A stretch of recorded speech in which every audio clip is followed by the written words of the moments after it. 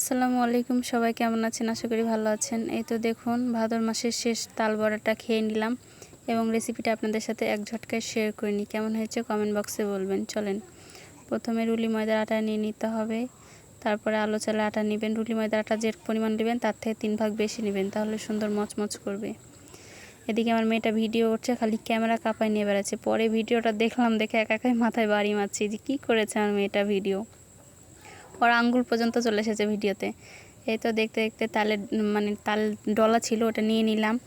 আর একটা সত্য কথা কি জানেন, এই তাল ডলাটা আমাদের গেল গত বছরের। আমরা রেখে দিয়েছিলাম ডিপ ফ্রিজে, কিচ্ছু হয়নি। এবছরও ডলে রেখে দিয়েছি সুন্দর করে। আমরা গোটা বছর খাওয়া পড়ে। আমার তালের বড়া আমার একটু বেশি পছন্দ। এ তো লবণ নিলাম, দেখালাম তো, তারপরে চিনি নিলাম। এবার সুন্দর করে ওটাকে মিক্সচার করে মাখাতে হবে।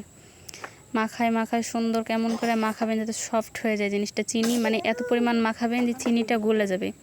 এর মধ্যে আমি এবার পানি অ্যাড করলাম। একটু পানি অ্যাড না করলে নরম হবে না। ধরেন আপনার কারোর উপর রাগ আছে, মনে করবেন সেই জিনিসটা, ওই মানুষটা সুন্দর করে জোশে ওটা যত মিক্সচার করবেন তত ফুলবে জিনিসটা। এই তো এখন আমার আপাতত ওইটার দলা ধন কমপ্লিট হয়ে গেল। এখন চুলার পাড়ে চলে গেলাম। আমার চাস্তো বোন বসেছে দিতে। দেখুন ওটা আরও সফট, কিন্তু পরে আমার ওটা তো হয়নি, আরও পানি দেওয়া লেগেছে। পরে ওটা দমে রাখলে আরও গলে যাবে। এই তো একটার পর একটা আপু দিয়ে দিল সুন্দর করে। পিঠাগুলো আসলে অসাধারণ হয়েছিল, বলার মতন।